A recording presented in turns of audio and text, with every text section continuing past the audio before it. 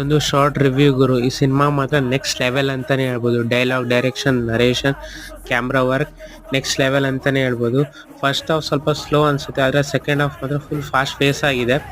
ಶಿವಣ್ಣನ acting ಮಾತ್ರ next level ಅಂತಾನೆ ಹೇಳ್ಬೋದು. ಅವ್ರ ಕಣ್ಣಲ್ಲೇ ಆ್ಯಕ್ಟ್ ಮಾಡ್ಬಿಡ್ತಾರೆ, ಅವ್ರ ಬಗ್ಗೆ ಮಾತೇ ಬೇಡ. ಒಂದೊಂದು ಕ್ಯಾರೆಕ್ಟರ್ಗೂ ಒಂದೊಂದು ತೂಕ ಇದೆ ಗುರು. ಆ್ಯಕ್ಷನ್ ಕೊರಿಯೋಗ್ರಫಿ ಆಗಿರ್ಬೋದು ಅಥವಾ ಮ್ಯೂಸಿಕ್ ಕೊರಿಯೋಗ್ರಫಿ ಆಗಿರ್ಬೋದು, ತುಂಬ ಚೆನ್ನಾಗಿದೆ ಅಂತಲೇ ಹೇಳ್ಬೋದು. ಮಫ್ತಿ ಸಿನಿಮಾದಲ್ಲಿ ಯಾವ್ಯಾವ ಕ್ಯಾರೆಕ್ಟರ್ ಇದೆಯೋ ಅದೇ ಕ್ಯಾರೆಕ್ಟರ್ ಇದೆ ಗುರು. ಯಾವ ಕ್ಯಾರೆಕ್ಟರ್ನ ಎಕ್ಸ್ಟ್ರಾ ಆ್ಯಡ್ ಮಾಡಿಲ್ಲ. ಅನ್ವಾಂಟೆಡ್ ಸೀನ್ಸ್ನ ಮತ್ತು ಸಾಂಗ್ಸ್ನ ಹಾಕಿಲ್ಲ ಗುರು. ಅದೊಂದು ಪ್ಲಸ್ ಪಾಯಿಂಟ್ಸ್ ಅಂತಲೇ ಹೇಳ್ಬೋದು.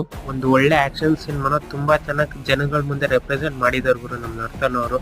ಕ್ಲೈಮ್ಯಾಕ್ಸ್ ಮತ್ತು ಇಂಟರ್ವಲ್ ಮಾತ್ರ ತುಂಬ ಚೆನ್ನಾಗಿ ಬರ್ಕೊಂಡಿದ್ದಾರೆ ಅಂತಲೇ ಹೇಳ್ಬೋದು. ಈ ವ್ಯಕ್ತಿಯಿಂದ ಒಂದು ಒಳ್ಳೆ ಪ್ಯಾನ್ ಇಂಡಿಯಾ ಸಿನಿಮಾ ಬಂದರೂ ನಂಗೆ ಶಾಕ್ ಇಲ್ಲ ಗುರು. ಅಷ್ಟು ಚೆನ್ನಾಗಿ ಮಾಡಿದ್ದಾರೆ ಅಂತಲೇ ಹೇಳ್ಬೋದು. ಮಫ್ತಿ ಆಗಿರ್ಬೋದು, ಈ ಸಿನಿಮಾ ಆಗಿರ್ಬೋದು. ನನ್ನ ಚಾನಲ್ನ ಇಷ್ಟ ಆಗಿಲ್ಲ ಲೈಕ್ ಮಾಡಿ, ಶೇರ್ ಮಾಡಿ, ಸಬ್ಸ್ಕ್ರೈಬ್ ಮಾಡಿ. Stay tune guys.